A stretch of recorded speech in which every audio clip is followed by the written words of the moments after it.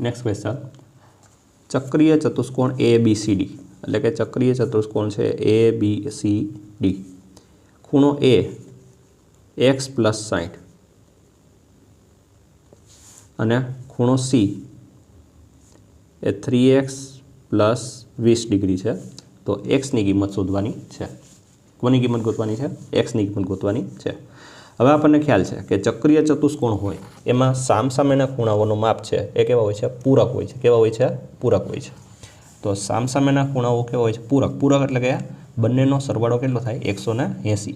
એટલે કે ખૂણો A પ્લસ ખૂણો C બરાબર કેટલા થવા જોઈએ? 180 અંશ થવા જોઈએ. બરાબર. તો ખૂણો A છે એનો આપણને માપ કેટલું આપેલું છે? x+60.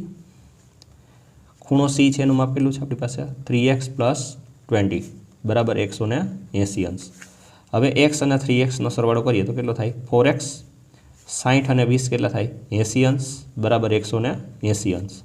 હવે 80 અંશ આપણે સામે મોકલી દઈએ તો 4x બરાબર 180 અંશ માઇનસ 80 અંશ. તો 4x બરાબર 180માંથી 80 કાઢીએ તો કેટલા થાય? 100 અંશ. અને એક્સની વેલ્યુ જોઈએ એટલે 100ના કેટલા ભાગ કરવા પડશે? 4 સરખા ભાગ કરવા પડશે. તેથી આપણને એક્સની કિંમત કેટલી પ્રાપ્ત થશે? 25 અંશ પ્રાપ્ત થશે.